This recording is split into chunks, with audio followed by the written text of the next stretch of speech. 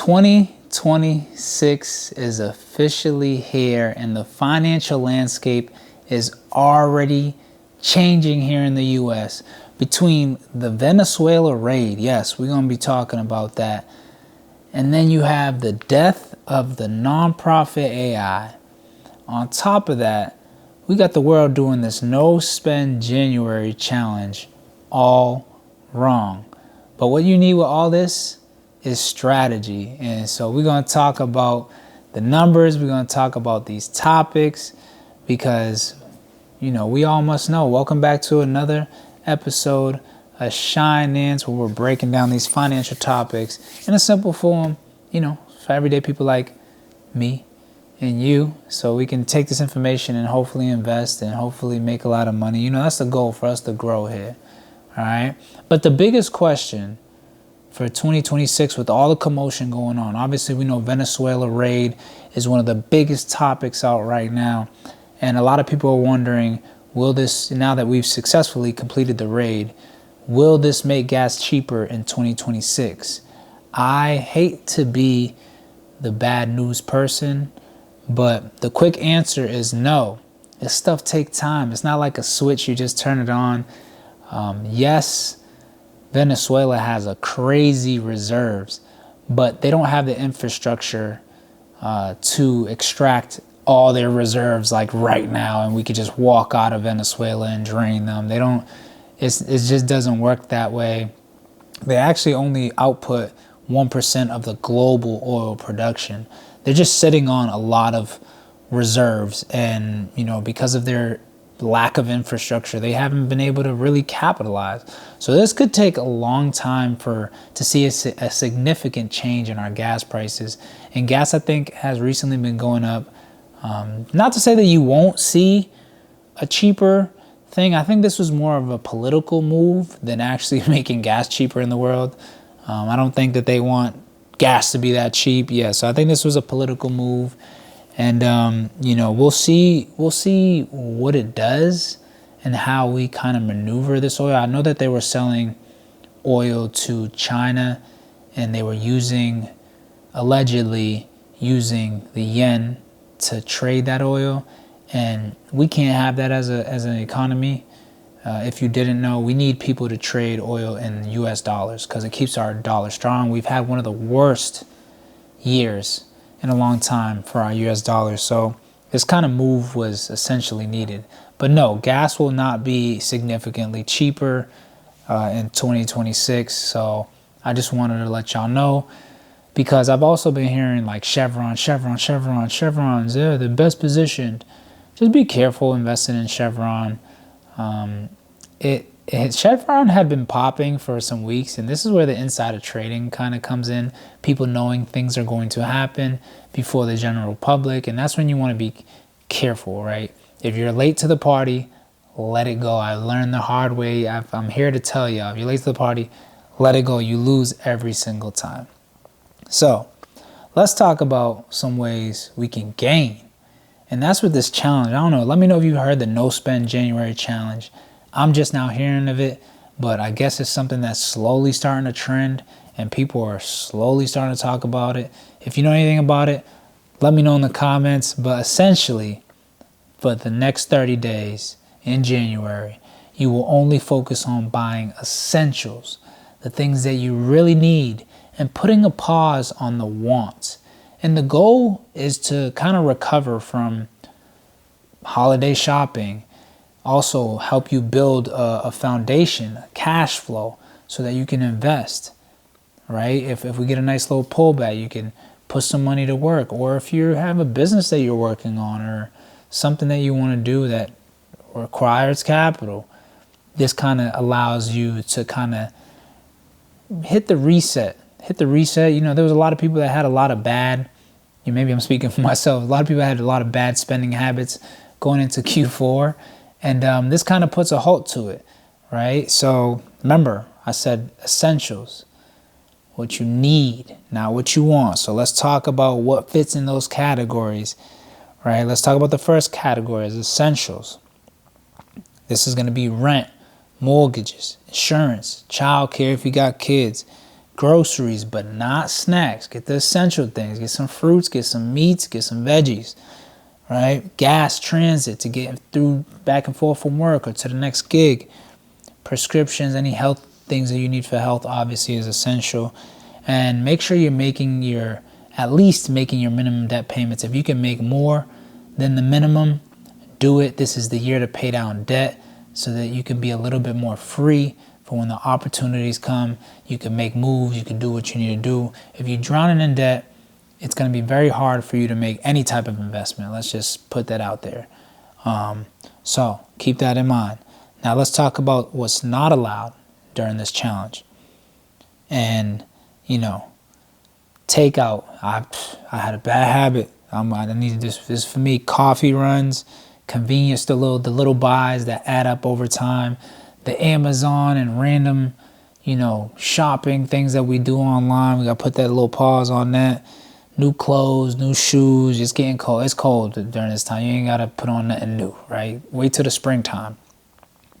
And the random subscriptions.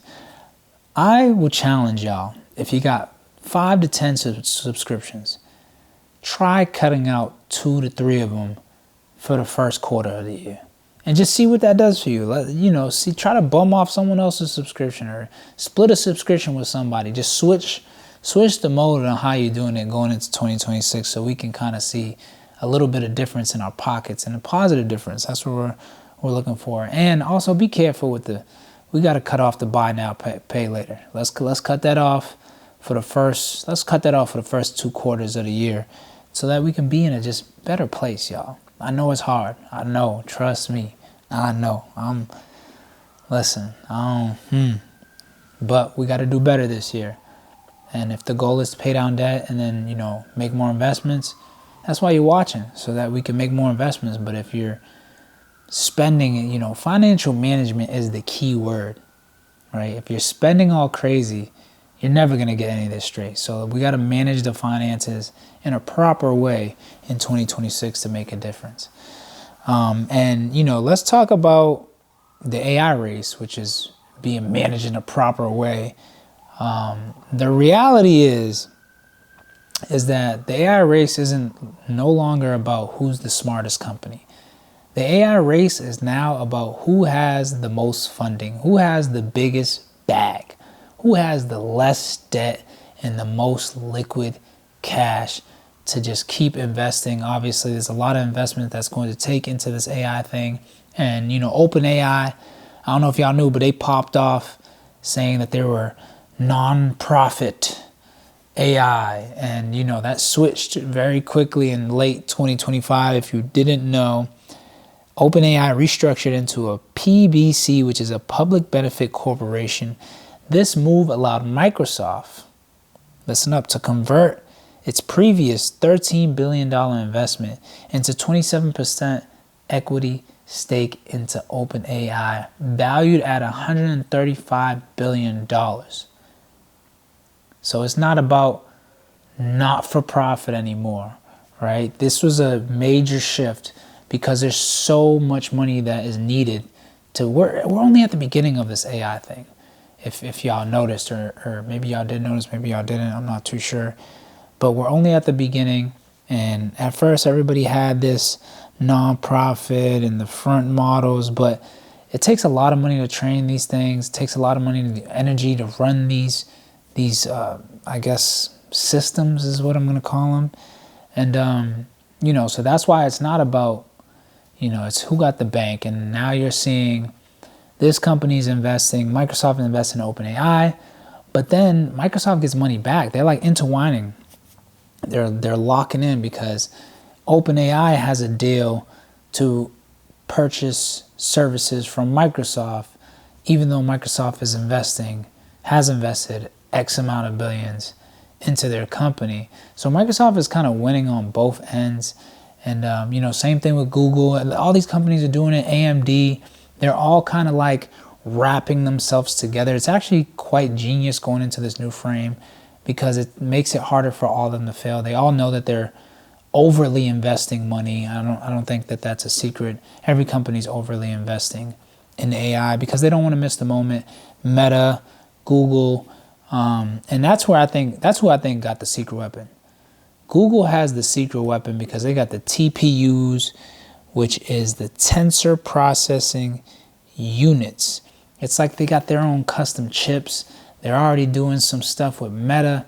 And I think that they're the only company that's positioned strong enough to go up against OpenAI. Because I got to admit, OpenAI started off strong. But recently, this ain't no, I'm just being honest. I've been having some issues with ChatGPT, and I have the paid subscription. I've even through my research, I've started to hear that Google's chatbot is a little bit better, and it's the same price. I actually seen it today, first time using it, just to try it out. And I fed ChatGPT and Google the same thing, and I started to get better results with the Google chatbot. So, I mean, try it out for yourself. I'm not telling you, this is better than that. I'm just telling you my experience. I've started to have issues with ChatGPT recently. It's slow. It's just some of the answers are kind of, it's not like as strong as what it was when I first started paying for the subscription.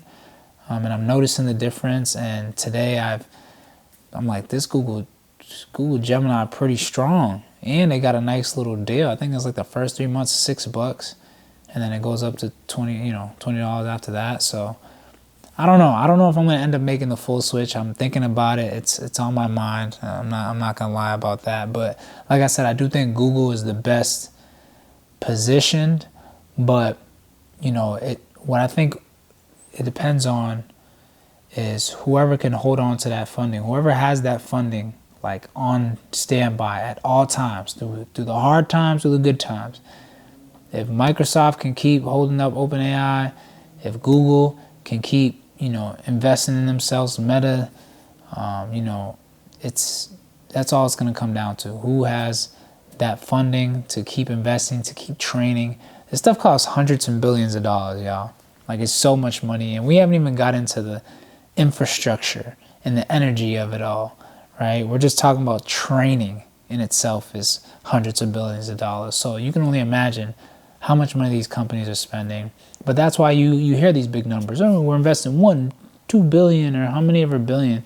It's because it's going to cost that much to even see this thing through. But I'm excited. I love the AI race, and I love that these companies are competing to the point where, I think even ChatGPT came out and said, we need to focus back on chat. OpenAI came out and said, I believe it was like a memo. Do your own research. Look it up. They had sent out a memo to the whole company. It was like, we need to start focusing back on making ChatGPT the best experience versus trying to work on all these other AI side projects. So usually when companies start competing like that, that means the consumer gets a very great product at a very fair price. And that's what we want, right? If you aren't using AI, please, I beg you, try it out. Test it out. Ask it questions. Ask how it can benefit you in your career, because I don't want anybody that's watching my channel to get left behind. We're here to understand what's going on so that we can make the right moves in life to put ourselves in a better position. So don't just sit here and watch me. Make sure you're always doing your own research. Make sure you're always testing things out for yourself and see how they can benefit you. And then, hopefully you come back and you say, I learned this from your channel. And I'll be like, yeah, what's up? Let's talk on Discord or something like that. I don't know. All I do know is that 2026 is off to a hell of a start.